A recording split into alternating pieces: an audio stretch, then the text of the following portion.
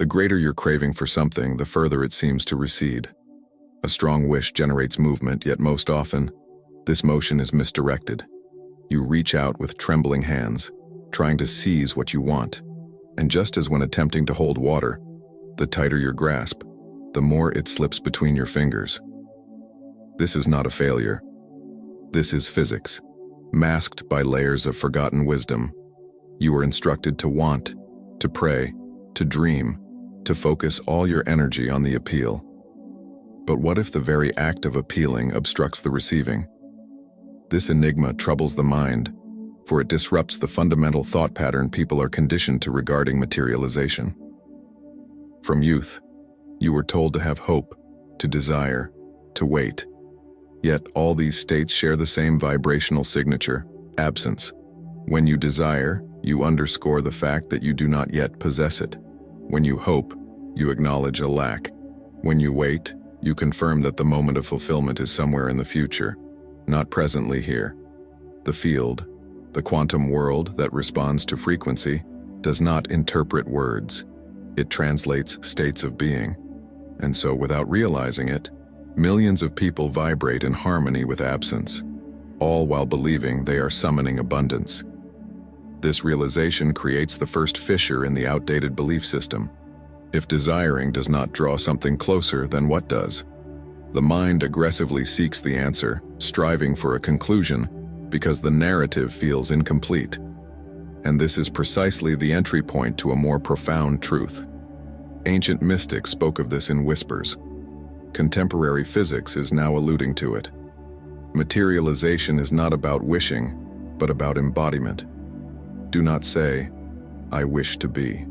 Instead, accept the sensation of the desire already fulfilled. The difference is vast. Desire leaves you as an outsider. Acceptance makes you the source. The quantum field does not collapse when you ask, but when you observe from the internal state of possession. Imagine standing before a mirror. You smile, and the reflection instantly smiles back. You do not need to plead with the mirror to move. You do not pray for it to one day reflect joy. The reflection has no choice. It simply follows the state that you present. The universe operates in a similar fashion. It is not a machine that reacts to the currency of desire. It is a mirror that reacts to your state of being. The so-called God state is nothing mystical in the sense of being remote. It is the most intimate truth. This is the place where you cease clutching and instead become the very frequency of what you are seeking. But here lies the pitfall that hardly anyone notices. Most people hear this concept and attempt to pretend until they achieve it. They repeat affirmations while doubt still lurks within their heart. They visualize but secretly gauge the absence. This is why so many experience disappointment. They are told they performed every step correctly, yet reality remains unchanged. But the truth is more challenging and simultaneously liberating. The universe is flawless in its response. It does not fail you. It reflects you. If you radiate doubt, you perceive delay. If you radiate need, you perceive absence. The mirror is never deceitful. Thus the question arises, how does one genuinely enter this state, the so-called God state, without deceiving oneself? How does one embody when every cell in the body is screaming of lack? The answer is not in words, but in rhythm. Your body holds the key, a mechanism much older than thought, more profound than imagination. This key is your breath. Because breathing is the one action that is both automatic and conscious. It becomes the bridge between the visible and the invisible, between unconscious programming and conscious intention. To shift the field, you must first shift the breath. But hold on, before unveiling how breath can collapse reality, we must grasp why breath has consistently been sacred in mystical traditions and why science now affirms its hidden power. From yogic practices to the Christian spirit, and the Jewish term for spirit, which is breath, it has always symbolized the life force. Today, neuroscience demonstrates that controlled breathing modifies the state of the nervous system, fosters coherence in the heart, and affects brainwave patterns. The ancients spoke of the spirit. Scientists speak of frequency.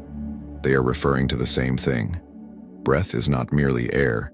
It is embodied vibration. And here lies the missing element that transforms the paradox into a revelation. You cannot wish your way into materialization, but you can breathe your way into embodiment. The paradox vanishes when you realize that materialization was never about asking the mirror to move. It was always about becoming the movement first. Every inhale is the collapsing of boundless potential into the present moment. Every exhale is the surrender of resistance, the release of the grip that holds you captive. In this rhythm, the impossible becomes inevitable. What the majority overlook is that breath does not lie. You can utter affirmations while your chest is constrained by anxiety. You can visualize while taking shallow, rapid breaths that signal survival. But the moment you change the breath, you change the state. And when the state changes, the field shifts. This is the point where the enigma begins to reveal its true nature. The state of God is not about controlling the universe, but about such deep inner coherence that the universe is compelled to reflect your wholeness. And yet, the true secret of how to utilize breath to enter this state remains elusive. For now, at the core of quantum physics lies one of the most unsettling discoveries ever made. Reality does not exist in a fixed form until it is observed. Werner Heisenberg termed this the uncertainty principle. Particles remain in a cloud of probabilities, existing in multiple potential states at the same time. Only when an observation occurs does the wave function collapse, and a single reality takes form. In simpler terms, nothing is concrete until awareness selects it. This is not just a dry principle for laboratory use. This is the very architecture of how your life unfolds moment by moment. And yet, almost no one applies this to how they materialize their wishes. Here, the secret starts to unravel. The true observer effect is not merely your eyes looking at the world. It is the state of consciousness that you embody while observing. You can look at your financial situation from a place of lack, and reality collapses into more absence. You can look at relationships from a place of unworthiness, and reality collapses into more rejection. The world does not punish you. It reflects the frequency with which you observe. This is where the teachings harmonize with Heisenberg's physics. They insisted that you must accept the sensation of the fulfilled desire, not because it is a poetic notion, but because the quantum field necessitates coherence between the observer and the observed. This forms the mystery of the God state. The state of God is not a mystical location hidden in the clouds. It is the coherence where your inner frequency is indistinguishable from the outer reality you seek. When you are in this state, there is no separation between you and the desired outcome. It is already accomplished. And here is the astonishing part from the standpoint of quantum mechanics. Reality already exists as a wave of probability. The only missing component is the collapse, and it is triggered by state, not hope. This is why desire itself is unsuccessful. Desire keeps you on the outside, looking at the wave of probability, but never forcing it into form. You become like the scientist who only records possibilities, not daring to interact. Embodiment, however, makes you the catalyst. The universe does not wait for your words, vision boards, or desperate affirmations. It waits for resonance. Just as a tuning fork vibrates when placed near another of the same frequency, the quantum field collapses to match the frequency you maintain, and the state of God is the frequency of certainty, completion, already being. Science reveals something profound to us. Coherence is the signal that the body is in harmony with the field. Studies concerning heart rate variability confirm that when the heart and brain enter a state of synchronization, the electromagnetic field they generate expands and strengthens. This is not some esoteric concept. It is measurable. In moments of deep meditation, gratitude, or love, the body becomes a broadcasting station of coherence. Ancient mystics labeled this divine union. Physicists label it coherence. Both point to the very same entrance. The state of God is a measurable transformation where the inner observer and the outer field of probability lock into harmony. But here is the enigma that remains incomplete. How does one transition from the chaos of everyday thoughts into this state of coherence? Most people attempt to think their way into coherence, But thought is too dispersed, too noisy. The brain alone cannot stabilize the frequency. It flickers between the past and the future, between desire and doubt. This is why they emphasized feeling, not thinking, and why science confirms that the body, not the intellect, holds the key. Because when the body achieves coherence, the wave collapses with precision. The observer is no longer fractured.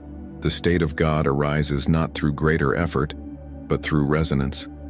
Now pause and contemplate what this implies.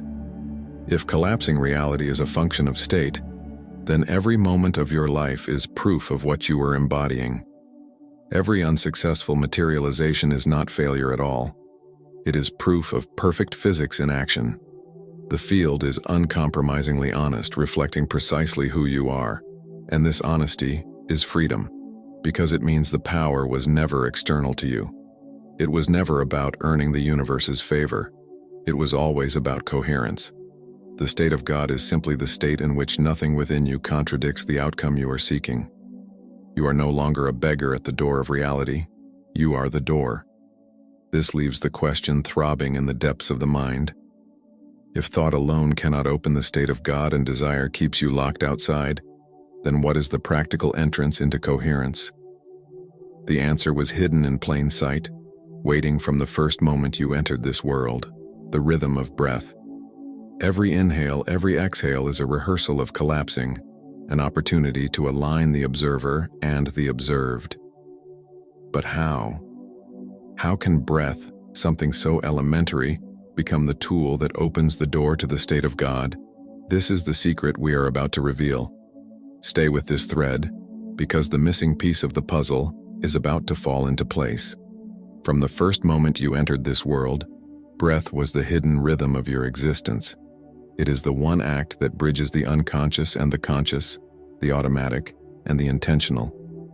You breathe without thinking, yet you can direct your breath with absolute awareness. This dual nature is not accidental. It is the design of the key placed within your body. The key that opens the door between survival and creation, between probability and collapsing. And the vast majority of people spend their entire lives breathing mechanically, never realizing they possess the mechanism that could shift their entire reality. Science confirms what ancient traditions instinctively understood long before the language of neurons or quantum fields. Breathing studies show that the method of inhaling and exhaling regulates the autonomic nervous system. A long, deep inhale activates the parasympathetic response, calming the body, reducing stress hormones, and creating a state of coherence where the heart and brain begin to move in harmony. From this state, brain waves slow, perception expands, and the heart's electromagnetic field becomes more organized. This is not speculation. This is measurable physics. And yet what mystics described as spirit, life force, or energy points to the same phenomenon. Breath alters the body's frequency, and this frequency instructs the field. But why does breath hold such power in materialization? The answer lies in the rhythm. Inhale is expansion. Exhale is release. Together, they form the most primal pattern of life, receiving and letting go. Every inhale is a microcosm of potential collapsing into form, drawing the invisible into the body. Every exhale is surrender, dissolving resistance and control. When you breathe consciously, you rehearse the mechanics of the quantum field, potential collapsing into actualization, then dissolving once more into possibility. Without knowing this, every breath you take is a mirror of the wave function itself. This is why nearly every spiritual tradition centered its deepest practices around breath. Yogis developed breath control not only for relaxation, but for managing states of consciousness. Monks whispered sacred syllables with each inhale and exhale, linking breath to vibration. Even the word spirit means both breath and life force. Across cultures, breath has always been the signature of presence. And in the context of materialization, presence is the currency that collapses reality. Because when you are fully present, not scattered across past regrets and future fears, you occupy the state of God, the state where you are whole, complete, and coherent. But here is the unfinished enigma that most miss. Breath alone is not sufficient. You are already breathing every moment, yet you can still feel lack, disappointment, and absence. The difference is in how you breathe and what you anchor in this rhythm. Shallow breathing keeps you locked in survival. It keeps the nervous system signaling danger, thoughts signaling lack, and your state radiating incoherence. Conscious breathing, however, flips the signal. It sends the message to every cell that you are safe, whole, and coherent. And since the field reflects state, this message begins to collapse reality differently. The missing component is not that breath is important, it is how to use breath as a sequence of embodiment. Imagine this. You close your eyes, and with each inhale, you are not just drawing oxygen into the lungs, you are drawing in the frequency I am, not I want, not I will be, but the pure vibration of being. Each exhale then becomes the releasing of resistance, dissolving doubt, surrendering the need to control how or when. In this rhythm, your body shifts, the mind slows, the field reorganizes, and suddenly you are no longer asking reality to change. You embody the change. Then, the mirror cannot resist. It reflects instantly. This is the true function of breath. It collapses reality by collapsing you into coherence. Scientists would state that breathing patterns modify brainwave states, guiding you into frequencies where new neural pathways can form. Mystics would state that conscious breathing opens the channel to the divine. Both perspectives describe the exact same phenomenon. You become the observer with power, not the observer locked in longing. Breath is not simply air moving through the body. It is frequency given form. Every cycle becomes a decree. I am. And in these two words, spoken silently through the rhythm, the wave function bends. Still, one question quietly burns in the mind. If breath is so powerful, how exactly to practice it to anchor the state of God? Random deep breaths will not suffice. The key is in the sequence, a specific pattern that unites the inhale and the exhale with the vibration of identity. This is the technique hidden in plain sight, the sequence whispered throughout the centuries but rarely taught in its true quantum dimension. And this is what awaits in the next step, the I am breathing sequence that turns air into coherence, vibration into embodiment, and embodiment into collapsing. Stay here, because this is where the unfinished enigma finally concludes. So far, we have uncovered the paradox of desire, revealed the mechanics of quantum collapsing, and exposed the hidden role of breath. But knowledge without practice is incomplete. It is like looking at the blueprint of a house and never entering inside. The state of God is not an idea to be admired. It is a frequency to embody. And the entrance into this embodiment is a sequence so straightforward that most overlook it. This is the I am breathing technique, the practice that unites the science of coherence with the spirituality of being, collapsing the observer and the observed into one. To begin, understand that this sequence is not about forcing the mind to believe something it secretly doubts. It is about bypassing thought and anchoring the truth directly in the body. Breath becomes the vessel and the words I am become the code. With each inhale, you are not drawing in only oxygen, you are drawing in identity. With each exhale, you are not releasing only carbon dioxide, you are releasing resistance. The cycle becomes a silent decree that reverberates into the quantum field. I am. Not I want, not I hope, not someday. Just I am. Here is how the sequence unfolds. Find a quiet space where you can sit or lie down comfortably. Close your eyes. As you inhale slowly through the nose, imagine drawing the entire field of limitless potential into your body. The breath expands the chest, ribs, and belly, as if creation itself is being invited inside. At the peak of the inhale, hold gently for a moment and in your mind declare the word I. This is not just a syllable. It is the acknowledgement of existence, presence, being the observer. Then, as you exhale through the mouth, release a long, steady stream and silently inside whisper, am. This is completion, embodiment, the declaration that what you seek is already within you. I am. Inhale identity. Exhale embodiment. Repeat this rhythm. Inhale I. Exhale am. Soon the words become more than language. They begin to vibrate through your nervous system, resonate in your cells.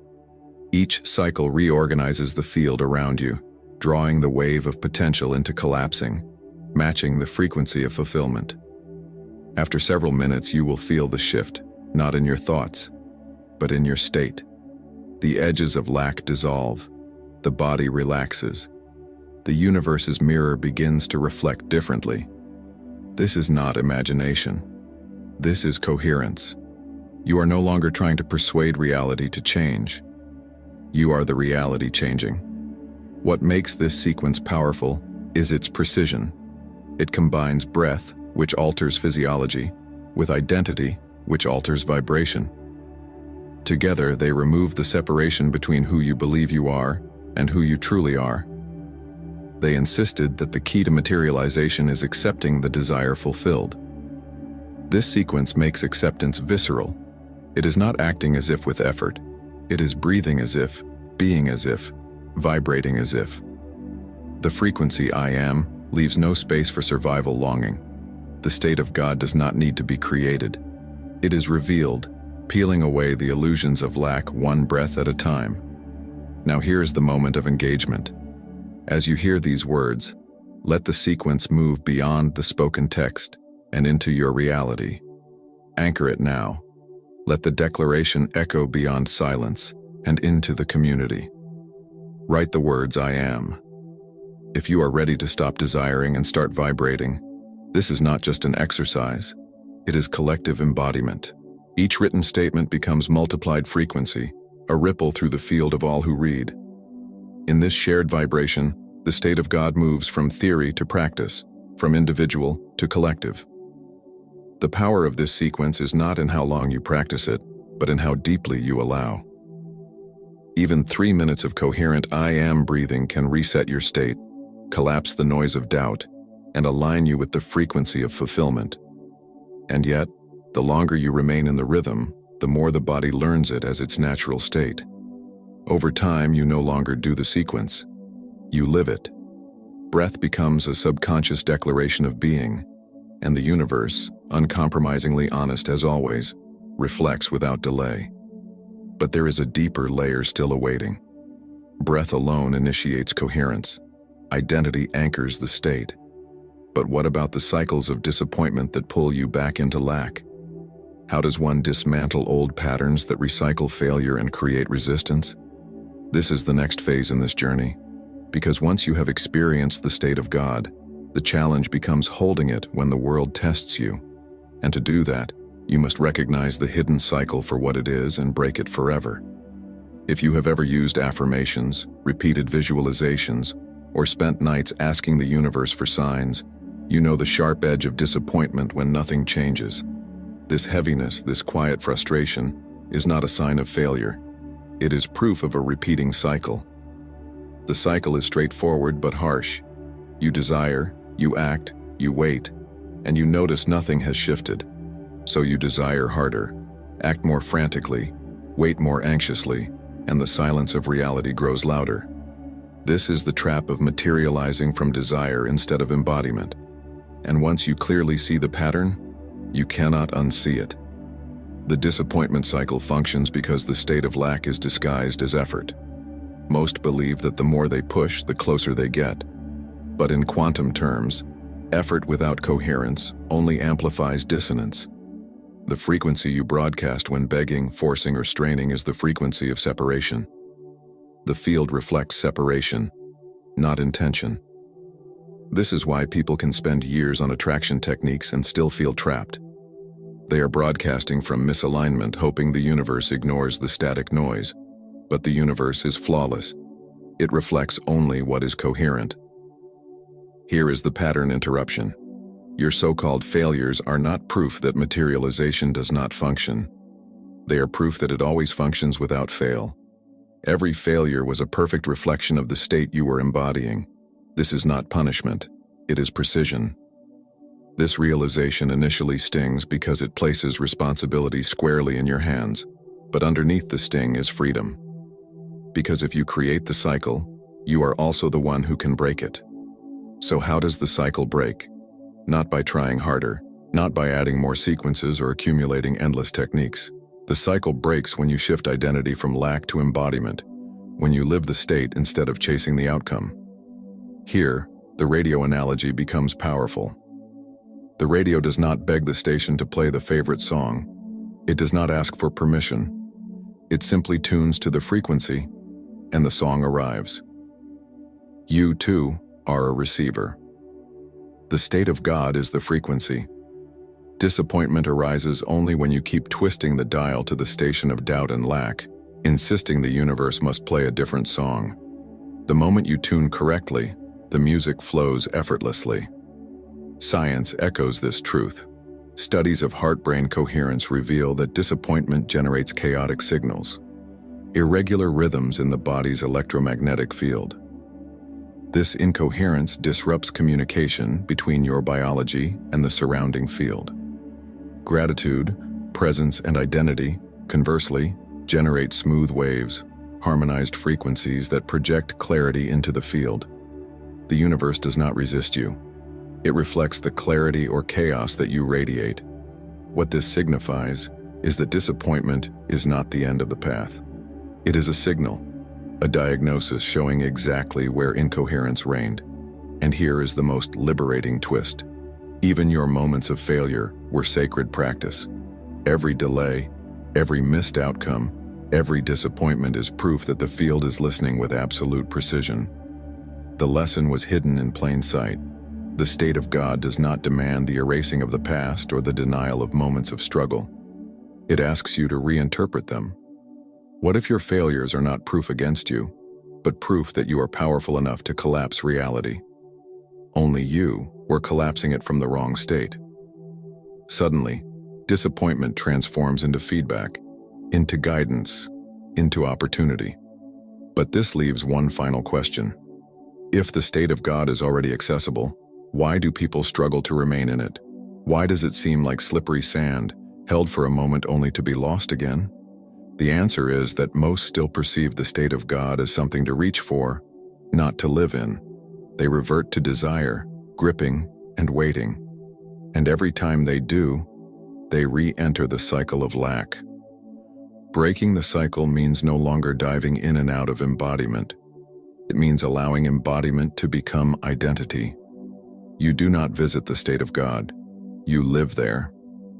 And this brings us to the final revelation. Because if the state of God is not something to achieve but to inhabit, then the true work is learning to stay there constantly. Even when the outer world tests you, this is the closing key. The invitation to a life where materialization is no longer an event but a natural rhythm. Stay here, because what follows is the vision of permanent dwelling in the state of God, where every breath, every thought, every step carries the vibration, I am. The state of God is not a temporary high, not a fleeting moment achieved during meditation only to be lost when life becomes complicated. It is a permanent identity, a state of being that transcends circumstances. Living in the state of God means no longer negotiating with reality, no longer waiting for proof before having faith, no longer diving in and out of coherence depending on external outcomes. It is standing rooted in the truth that what you seek is already given, that the field withholds nothing from you. That creation responds to who you are, not what you beg for. Life here necessitates a change in how you perceive yourself. Most define their life by outcomes. The job they hold, the money they earn, the relationships they maintain, but outcomes are merely reflections. They are delayed feedback loops of past states. When you live in the state of God, you reverse the order. You no longer wait for the reflection to smile before you do. You embody first, and reality follows. You breathe coherence. You walk coherence. You speak coherence, and soon, your life becomes a mirror too radiant to deny. Here, mysticism and science converge. Mystics call it surrender. Scientists call it resonance. The language is different, but the truth is one. Coherence sustained over time rewires both your biology and your destiny. Neurons in the brain fire in new patterns. The heart radiates stability, and the electromagnetic field around the body becomes a clear signal of completion. The quantum field, uncompromisingly honest as always, reflects back this signal. The state of God becomes not what you practice, but who you are. But permanence does not mean perfection. Challenges still arise. Life still presents tests. The world still shifts. The difference is that in the state of God, you are no longer knocked out of coherence by circumstances. Instead, you respond from embodiment. Breath becomes your anchor. Presence becomes the foundation. You might waver, but you do not collapse back into lack. You remain tuned to the station, I am, and the music of reality continues to play in harmony with you. This is why every stage of this path matters. The paradox of desire demonstrated why desire fails. Quantum mechanics revealed the role of the observer. Breath unveiled the hidden key. The I am sequence provided the practice. Breaking the disappointment cycle opened the freedom to choose differently. And now the vision is clear. You were never meant to chase outcomes. You are meant to embody the state of God, not once, not occasionally, but as a way of life. So the invitation is this: start now. Every inhale, every exhale, every declaration I am is not a sequence you perform, but a reality you live. When the field sees coherence, it reflects coherence. When you live as the desire fulfilled, the universe's mirror has no choice but to align. You are no longer waiting at the door. You are the door. And as more of us enter this frequency, the ripple expands beyond the individual. It becomes a movement, a community, a collective embodiment of the state of God. To continue this path, to anchor the practice deeper into daily life, inside, you will find tools for integrating coherence into your everyday reality, transforming this teaching from inspiration into transformation. Explore it, breathe with it, live it. Because the state of God is not a secret to visit. It is your birthright to inhabit. And the moment you claim it, not with words, not with hope, but with being, everything begins to shift. Not someday,